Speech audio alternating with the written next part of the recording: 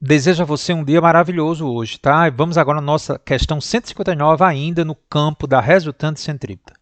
Força centrípeta ou resultante centrípeta é a força resultante que puxa um corpo na direção e sentido do centro da trajetória de um movimento curvilíneo. Um exemplo de força centrípeta é a força gravitacional no movimento do planeta Terra ao redor do Sol. Nesse caso, é a força gravitacional entre o planeta e a estrela que faz com que a Terra não escape da trajetória elíptica ao redor do Sol e deixe de orbitar. Ou seja, eu preciso que alguém sempre faça o papel da resultante centrípeta em uma trajetória circular. Analisando o movimento curvilíneo de um carro em uma pista horizontal, ou seja, pista que não tem elevação, a força que desempenha o papel da força centrípeta é A. Então, eu volto a insistir. Alguém, ou seja, alguma força, tem que estar na direção do centro para fazer o papel da resultante centrípeta. No caso do carro fazendo uma curva, essa força seria a força peso? Seria a força de atrito entre os pneus e a pista? Seria a força normal dos pneus na pista? Seria a força de tração no motor? Ou seria a força gravitacional entre o carro e a pista? Galera, vamos analisar as forças que agem sobre o carro. Numa visão de frente, nós temos a normal e o peso. Vamos ter muito cuidado em questões de resultante centrípeta em plano horizontal. Galera, quando eu estou num plano horizontal, por exemplo, eu vou pegar esse celular aqui.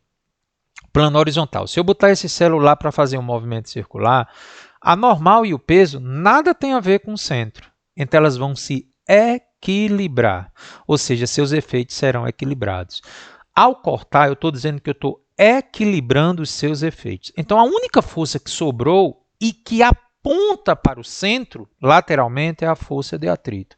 Na vertical, a normal é igual ao peso, não tem nada a ver com a resultante centrípeta, e na horizontal, exatamente. É a força de atrito que desempenha o papel da resultante centrípeta. Por quê, Carlos?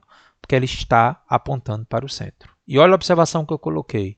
Para que o carro não derrape, é necessário, porém, que essa força de atrito seja menor ou igual à força de atrito estática máxima. Porque se ela for maior que a força de atrito estática máxima, o carro vai derrapar. Tá? Então, respondendo a questão aí, a alternativa correta é a letra B. Quem faz o papel da resultante centrípeta, eu quero só deixar claro, gente, que é melhor você falar resultante centrípeta. É o resultado das forças que estão na direção do centro.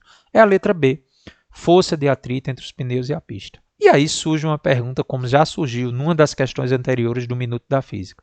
Teria como encontrar essa velocidade máxima? Teria. Nós já sabemos que na horizontal, a força de atrito é a resultante centrípeta. E ela tem que ser menor que o atrito estático máximo, porque se for maior, derrapa. E você sabe da aula de atrito que a força de atrito estática máxima é o coeficiente de atrito estático vezes a normal. Como a força de atrito é a resultante centrípeta, eu vou escrever que resultante centrípeta é menor ou igual a coeficiente de atrito estático vezes a massa vezes a gravidade. Mas quem é a resultante centrípeta? mv² sobre r. Cortando massa com massa, eu concluo que v² é menor ou igual ao coeficiente de atrito estático vezes a gravidade vezes o raio. Ou seja, para que o carro não derrape, a velocidade dele tem que ser menor ou igual ao coeficiente de atrito estático vezes a gravidade vezes o raio. Na situação limite, então, a velocidade máxima é dada pela fórmula raiz quadrada do coeficiente de atrito estático vezes a gravidade vezes o raio. Não esqueça.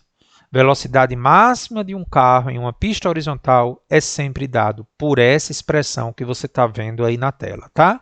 Mas a questão não pediu isso foi só um complemento, ele pediu apenas quem fazia o papel da resultante centrípeta, letra B.